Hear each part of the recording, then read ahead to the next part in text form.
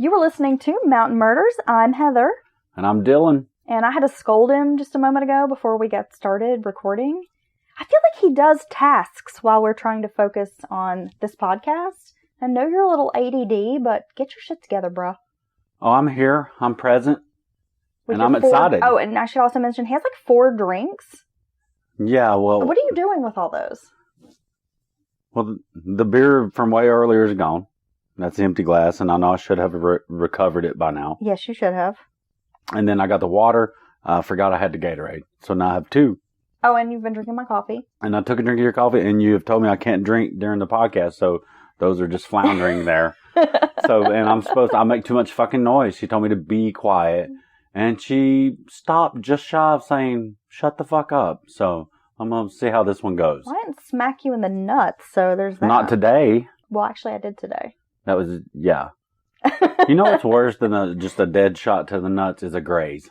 Just a little smack? Yeah, where you have to think about it for about 40 seconds until it like fully seeps into, because it rolls up into your like body and your lower stomach. Men know. I'm sure it doesn't feel good for women if they were to get hit in that area either, but the graze is bad.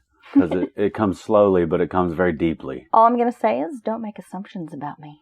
Yeah, just don't thump my nuts again, baby. I hurt. But anyway, so yeah, I'm excited about this story because I think it's a really interesting one. You just let me. I basically learn. I think some listeners may know. A lot of times I learn along with them. You do, yeah. And that's why I have so much. Sometimes I kind of keep the story a secret. Yeah, I know. You might know a little bit about it, but I kind of surprise you with all the details. I know 5%, honestly, sometimes. And then I get the other 95 with the listeners. And that's why it leaves me room to say some really intelligent remarks, right? Well, I always like to see your reaction. Yeah. And we've been kind of in the Tennessee area a little bit. We have. Some of these cases. Of course, we are Mountain Murders. We focus on Appalachian true crime. And I'm going to tell you, Tennessee can be a crazy place. It can go down in Tennessee. I live there. Yeah, lived. I've lived right around here. In, like Pigeon Forge when you were a kid, right? Pigeon Forge, Bobby, Tennessee, Newport, Tennessee, Cobb County. Yeah, they grew a lot of marijuana there. I found a marijuana patch when I was a very small kid out in the woods. Did you know what it was? Yeah. Well, see, I brought a big branch of it. I broke it off like I'm dragging this thing. Oh. And I brought it all the way back home, up to the screen door of the trailer, in the middle of nowhere. Great. I loved it. I grew up in the mountains. And said, Mommy, ain't this that stuff you like? And she was like, oh, Lord God, let's get that off the porch. And I think she probably I found it drying in the closet. She was like, oh, just don't. But she scolded me and said, never go back there because it was dangerous around pot patches in Cobb County because of booby traps. Oh, yeah, that's true. Yeah. I didn't think about that. Yeah. But I think my mama got about an ounce off that limb. Mama Packer, she likes her weed. Yeah. Nothing wrong with that. No. You can do a lot worse, right? Super hippie chick, Mama Packer. I brought her an ounce. I was my mom's dope dealer, and I was like 8 years old. I brought her an ounce. You might want to not say that. Well, not dope dealer. You could get charges brought later. There's probably no statute of limitations on your admission that you just sold your mom drugs. So okay, well, you didn't sell her drugs. So no, I gave it to her as a gift. You gifted your mom some drugs. I gifted my mom some medicine. Let's be honest. And so, okay, right quick, you saying meth heads can have 6 felonies, a rap sheet 20 years long, and still a habitual felon, and go to court and get out with maybe probation and get right back on the street after they did all this crazy shit. But when I was 8, I didn't know what it was, and I brought it to my mama, and I think my mama might have dried it out and smoked it, which I'm fairly certain she did. You're saying that they're still after me for that, but the meth head in the local community is going to be right back out next 24 hours. Yeah, I think you're going to be charged with that 33-year-old crime. Those cocksuckers. And I think that you might go to jail. You might not say that. You might have cops listening in right now who, now you're on a list. Well, now you're just digging yourself into a hole. Let's get started with the case. Yeah, let's get started. But I did not mean cops when I said cocksuckers. I love cops. I do not want to live in the taxation is theft, and I don't want any cops around me community because I think it'd be very dangerous and there wouldn't be any infrastructure. So I love cops. I call them when I need them. Well, this is a really unusual story, and that's one reason why I plucked it for our listeners because it's so strange. The low-hanging fruit, guys. She's amazing. Yeah, it's just a really bizarre story. Yeah, let's dig in this. We've never covered a story like this before. As a matter of fact, I don't even know if many of you have even heard a story like this before. Oh my God, I'm getting really excited now. I know nothing about. I know 100% nothing about this one. Well, we're gonna get in our time machine. Okay. Our Mountain Murders Wayback Machine to July 1996. It's a good year. It's a good year. The 90s, mid-90s, things felt good. This is how we do it. Yeah, exactly. Montel Jordan. This is how we did it, and it was a good time. Blair Adams was traveling through the United States, but he was not on vacation. He was on the run. So Blair done got some shit, and he got about. Boy, we're going to find out. Okay. 31-year-old Blair Adams was living in Canada. Now, in the past, he had struggled with drugs and alcohol, but he was mostly known as a hardworking, single, unmarried guy who worked for a construction company. He was a foreman there, and friends said he was kind, loving, fun to be around, but he also had a dark side that would sometimes make an appearance. And he liked to party, like a lot of people in the construction industry. He had been, a bit of a partier, get into barroom fights. He had assault charges, or maybe a charge, but definitely at least one in his past. He would go out drinking. Somebody looks at him the wrong way. Maybe somebody says something. He's going to get into a brawl. Well, I'm telling you, a scuffle. For 17 years I did manual labor, put up fences, digging holes, carrying stuff, all that mess. But construction guys, they work hard all day, manual labor, and they party harder. So work hard, play hard. Yes. Well, what is it they say? All work and no play makes Jack a dull boy. Yeah, and too much play makes you show up at work the next day when it's hot as fuck and you're hungover really bad and you got to work really hard, like physically.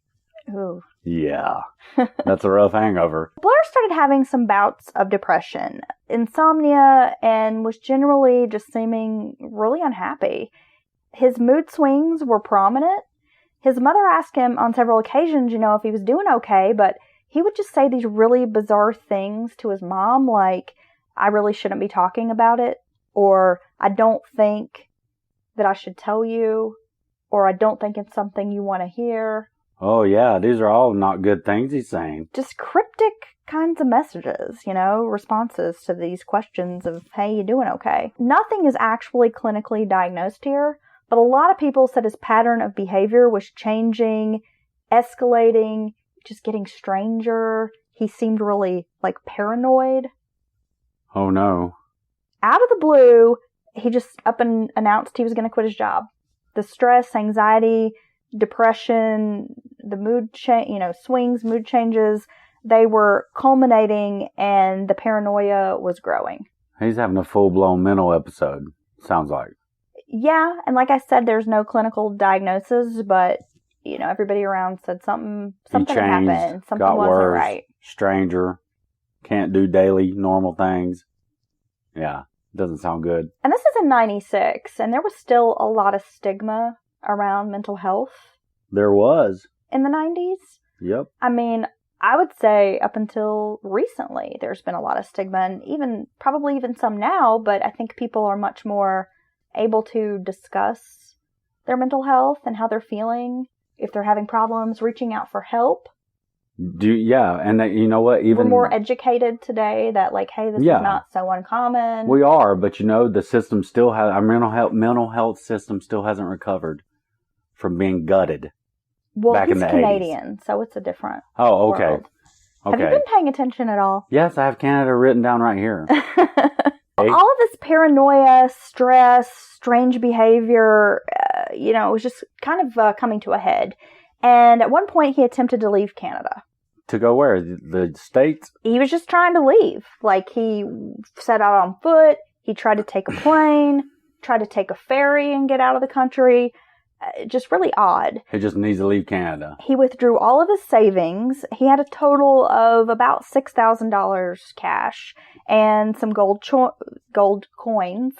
Let me get that out. He had gold coins. He had jewelry and some bonds, I guess, in a safety deposit box. Damn, this crazy-ass dude had all that stuff? Yeah, I mean, who knows? Maybe he had inherited some of it. I ain't got that I'm not much really liquid. Sure. Well, he loaded up everything, trying to get out of Canada. He was sort of suspicious looking. Like I said, he tried to cross via a border, like border ferry kind of thing. Right. Takes you over. And he was a single man carrying this large chunk of cash. So authorities thought immediately that he was like a drug courier. Right. He's got gold coins. Sounds like, did you say gemstone? I mean, he's got it all, right? Yeah, he's got jewelry. He's got a couple of savings bonds. I mean, he's got everything he has. Just a lot of different stuff, yeah. And sounds like he's on the run. So they're thinking he's a drug courier. Stop him. Won't let him enter into the country. So his plan to come into the States via ferry gets thwarted. He tried again to cross the border by foot. Got caught. Same thing. Is detained. He's trying every way in the world to leave Canada, come to the United States. He spent $1,600 on a flight to get to Germany, but he was feeling really panicked that it wasn't quick enough. At some point, oh my God, he went to a friend's house and asked for help to get to the United States. But she was a mom with kids, and, she said she couldn't help. She was like, I can't leave my kids right now to drive you across the border or drop you off at the border. I can't do that. I've got kids and whatever. But he told her that someone was trying to kill him and he had to get out of the country. So I was going to say, he's having a full-blown paranoid episode and he's desperately trying to leave and literally go on the run from these perceived forces that are out to get him. Well, maybe, but there could also be someone out to get him. I mean, maybe he owed someone money. Maybe he had seen something fucked up. Who knows? And yeah, I mean, true. if you know that someone's after you, that they're going to kill you, and you're leaving, you would be stressed. Yeah, you would be depressed. It would be messed up. You'd be feeling anxious, paranoid. You got to get out of here. So, and every time he tries, he can't make it out. Tuesday, July the 9th, he checked into his flight to go to Germany. He ended up not getting on the plane, deciding to get his ticket refunded. He rented a Nissan car, drove to Seattle, bought another ticket for Washington, D.C. for a one-way ticket. Wow. He's doing like some spy shit. Well, and the weird thing is, it costs more money to buy the one-way than for the round trip. So later investigators are going to be like, well, why did he do that? It didn't make sense. And he was already at the airport on a plane, had purchased a ticket, then rented a car and drove to another airport. And bought a ticket for a completely different area. That was more costly. Yeah. The way he did it. Yeah, this is not normal moves that people make. July 10th, he landed in Washington, D.C. He rented a white Toyota Camry. Gets in the Camry, takes off on the open road. Ends up in Knoxville, Tennessee, where he stopped to gas up, and he locks himself out of the car at a gas station. Oh, God. Well, an employee helped him, and the employee realized that he only had a Nissan key for the Toyota car and couldn't get it open. This was around 5 a.m. Okay, so he's locked out of the rental car at a gas station, and dude's trying to help him get in the car. And well, I'm sorry, you say he had a Nissan key for the... Yes, because if you remember, when he was driving to Seattle, he had rented a Nissan car. It was like, I think, a Nissan Altima. Drove to Seattle, got that Washington, D.C. ticket. Clearly had not turned in the rental car key in Seattle. He must have had it on his person, but could not find his Toyota key. Okay. Wow, it's hard to keep up with the shit he's doing. This was around 5 a.m., and of course this employee is getting a little frustrated because they're looking around, can't find this Toyota key. I can't help you get the door open. They retrace the steps in the store, in the parking lot. Right. So finally this employee is like, we're going to have to call probably a tow truck company and get someone out here. You're going to have to contact the rental car company. Right. We're going to figure something out. He's just trying to be helpful, but he's done. The tow truck driver shows up and says that Blair Adams seemed really confused. They thought he was like having some kind of mental episode. And he just kept talking about this Nissan key. I don't have this Toyota key. I think the tow truck driver at one point was like, turn your pockets out. Yeah. Are you looking? And the guy was just refusing. Like he's incoherent, almost. It's making just no really sense. strange behavior. Well, he had to wait until that rental car company opened